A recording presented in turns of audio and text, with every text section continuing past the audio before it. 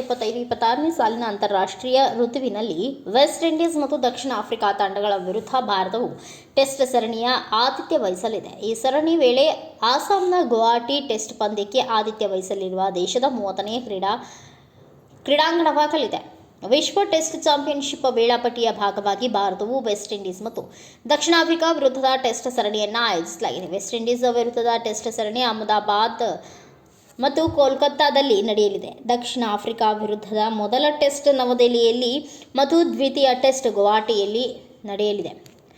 Test ಸರಣಿ ಬಳಿಕ ಭಾರತ ಮತ್ತು ದಕ್ಷಿಣ ಆಫ್ರಿಕಾ ನಡುವೆ 3 ಏಕದಿನ ಪಂದ್ಯಗಳು ಅನುಕ್ರಮವಾಗಿ ರಾಂಚಿ, ರಾಯ್ಪುರ ಮತ್ತು ವಿಶಾಖಪಟ್ಟಣರಂದು ನಡೆಯಲಿದೆ. ಅನಂತರ ಈ ತಂಡಗಳ ನಡುವೆ ಟಿ20 ಸರಣಿಯ 5 ಪಂದ್ಯಗಳು ಅನುಕ್ರಮವಾಗಿ ಕಟಕ್, ಮಲ್ಲನಪುರ, ಧರ್ಮಶಾಲಾ, ಲಖನೌ ಮತ್ತು ಅಹಮದಾಬಾದ್ನಲ್ಲಿ ಆಯೋಜಿಸಿಕೊಳ್ಳಲಾಗಿದೆ.